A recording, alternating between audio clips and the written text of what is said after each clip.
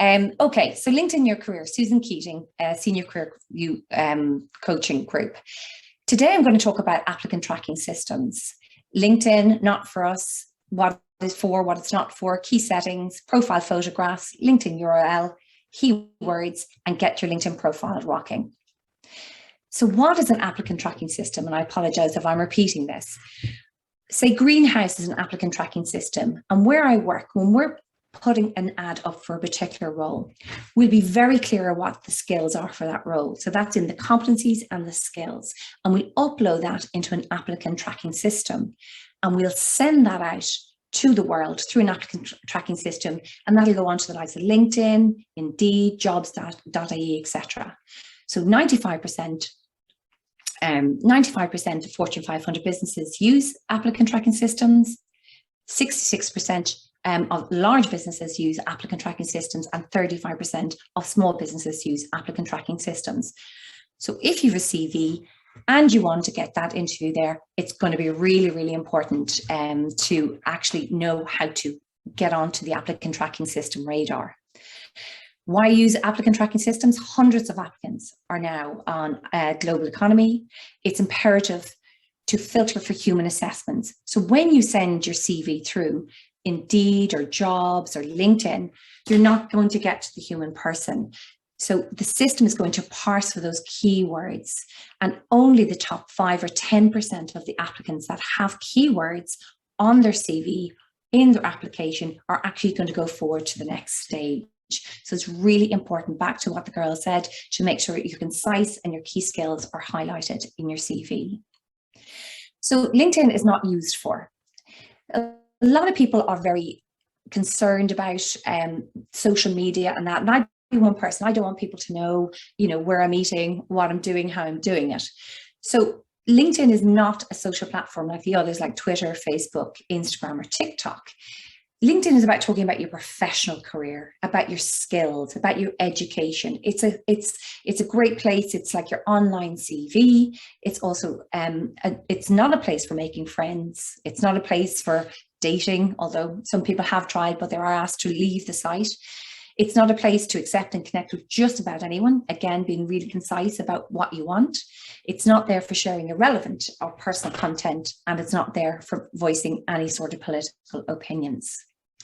So what is it used for? So LinkedIn is there to display your relevant work experience. And I know sometimes with CVs, we want to put all the information on it, but what's relevant to the role that you want to move forward to? So you might just have small nods to if you worked as a waitress part-time or in college and things like that. But the key words are the roles that you want to work towards. Display all of your education. There's usually a link to the education, the colleges and things like that, and any training you've done. Even if it's a one-day training, get that word down that you've done the training. It's a great platform to display your professional interests. So if I'm in the healthcare sector, that's where I'll focus my thoughts. You can apply for jobs on LinkedIn. It's a really easy place to apply for jobs. It's a one click. You would have uploaded your resume or your CV. You might have changed it based on the job you're applying for. And again, it's an easy way for you to track where the application is. It's a wonderful place to research companies and people. So very often when people go to look for a new role, they start going through websites and that. But actually, most businesses now have moved away from websites and onto LinkedIn, particularly in the recruitment side of things.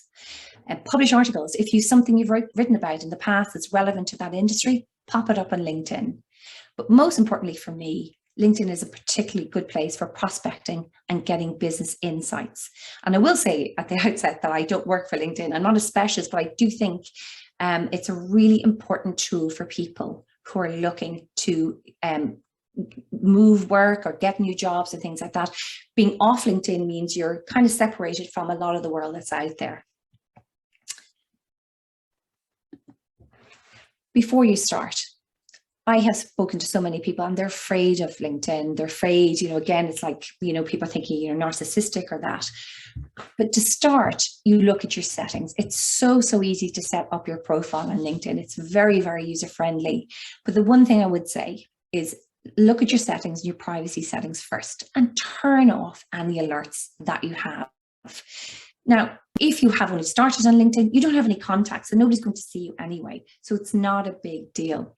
But it is nice to know that if you say change your head profile or something like that, that you're not sending an alert out to your contacts. So that's the first place I'd start, with your settings and privacy. So understanding what the word looks like out there. Another thing somebody said, well, if I put up something on LinkedIn, my employer will see it. They actually won't. Your employer isn't Googling your name. They'd have to Google your name and look at LinkedIn to see if there's anything up there. And it's perfectly acceptable for everybody to have a professional CV in the form of LinkedIn anyway, even if it is about internally promoting yourself within your business or promoting your business as well. It's another reason why we use LinkedIn. So getting your settings right, really important. Why change your privacy settings? When you view someone's LinkedIn profile, that person may be alerted. So why do we do that? So with LinkedIn, if I look at somebody's profile, it's perfectly acceptable for them to see that I'm looking at the profile, because it stops that creeping around. Stop people, voyeuristically. It is a professional network there. So it's okay if somebody looks at my LinkedIn profile, it's perfectly okay for them. I think, oh, perhaps they're interested in what I do or some of my services there. So it increases the transparency, and that is why that setting is there. So to start with, on LinkedIn, a photo tells 1,000 words. Exactly like Ilaria was saying, when you're in your Zoom and setting yourself up, it's absolutely critical that you have a good professional photograph on LinkedIn, because unconscious bias would say people are drawn towards a nice photograph, a nice professional photograph. And you think it is your first step to building your personal brand is, what does your photograph say about you? As you say, a picture can tell 1,000 words. So research shows that having a picture makes your profile 14 times more likely to be viewed by others. And again, putting myself back into hiring manager, rightly or wrongly, when I click into somebody's profile and I see that there isn't a photograph up there, I kind of just unconsciously dismiss and I think, well, they're not really that confident, or, they're not serious about their job search. So it's really, really important, if you have a LinkedIn profile, get yourself a really good photo. Use a high resolution image. Ideal size for your picture is 400 by 400 pixels. So down here, you see, I have a little link to getting your good photo up and running there. And I'll show you now what I consider, it's only my opinion, good photographs on LinkedIn and those that aren't great. So profile do's and don'ts. So as we said, up here, we have a very casual photograph of somebody. That's a holiday photo. That's for Instagram. This lady is a lovely photograph of her, but it's skewed. So you make sure that the resolution is correct and how it's actually uploaded is correct. The third one, and then this is only my opinion here, but I know people work extremely hard to get their master's or their degree, but if you're in the working world and you have a year, under your belt, your graduation photograph isn't the most appropriate. It's still saying I'm a graduate, where in fact you're missing out the fact that you have a year or 2 year, as we say, office ready under your belt there. So that'd be something just to consider. I know people are very proud about it. And when you're in college, very often college will, help you to get up your profile picture, and people just forget to go back and upload a new one. So some really good profile photos. This chap here, it's like the Ron Seal. It does what it says in the tin. He's actually a videographer, and it's promoting what he does out there. I know him personally, and this is a very appropriate LinkedIn profile for his role as a videographer. If in doubt, stay safe. Again, a lovely photograph here. Brings warmth, it's straight on, he has a lovely smile, he has a very limited background. It's a very good, safe, friendly, warm photograph on LinkedIn. And then finally, this lady here, she's in media, she's in digital media. So again, that lovely kind of creative photograph is really important for her to demonstrate who she is, and massive personality coming through there. So it's really, really good photographs there. The only thing I'd say is no selfies. So get somebody to take a photograph of you. Don't have anybody else in the picture, all that kind of thing. It's a professional photograph of yourself. And again, a picture tells 1,000 words. So we talked about taglines, and the girls talked about being really concise, understanding what you do, your value proposition as well. So your LinkedIn tagline is very, very important. So you have your photograph, and then what you do. Again, really, really concise. Tailor it to your audience. Include your value proposition, and I'll give you some examples of that. What solution can you offer? Use your prospects language. When I say your prospects, that's your future employer. How do they word things? Some American companies might use different words to Irish companies. Understanding what the language is that they use. Avoid hyperbole. I'm amazing, it's fantastic, it's super. All of that is unprofessional, so just keep it concise and professional. Have a punchy job title. Understand and consider keywords which are relevant to the role that you're applying for. So research industry influencers in your area and learn from their profiles. So that's the great thing about LinkedIn. You can look at other people's profiles. Say you have a person that you went to college with and they're in a particular role that you'd love to go to. Have a look at what they're saying. Have a look at the words they're using and try to emulate those words as you go along. Good examples of taglines. So Shona Jones, she has all her accreditations there. She's a Director Jones On-Site Wellness and Spa, very clear. What does she do? She's bringing wellness and the spa experience to the workplace and event. Really, really important. Had she not put to the workplace and event, we might think, oh, she's, not corporate, but in fact, that's what she does. Dermot Hegarty is an international speaker and executive coach. What does he do? He trains, he coaches, and he facilitates executives. But he also does teams of entrepreneurs and salespeople. Again, he's very concise and clear about what it is he does. And these are good taglines. And this is where, when we go back to the applicant tracking system, they're picking up these keywords. All of these words are what we call keywords. So before we go on further into this, another little place to consider on your LinkedIn is editing your URL. So why do we do that? Again, back to Orla and CVs. We add our CV, our URL onto our CV, or we add our URL, which is this LinkedIn profile, to our email signature. So people can very easily click in. So we have to make it easy for either employers or any of that to click in to your profile there. And when you set up your LinkedIn, you get a big long URL, you clean it up and you're able to put that onto your CV in a really nice professional manner there. And very often, and I know from a hiring manager perspective, if I do get an online CV, the chances are I will click straight into their LinkedIn profile, because it's easier for us to go down visually and go through a LinkedIn profile visually than it is sometimes to read through CVs, because as Orla said, they come in all different shapes and sizes, and we get very used to looking at something in a particular way. And when a CV comes in and it's all, fancy and in different ways, and can't find your key skills in a very, very busy world, we very quickly go, okay. And that's where we click into the LinkedIn profile, and that's where we see the photograph. And then we might see the interesting content there.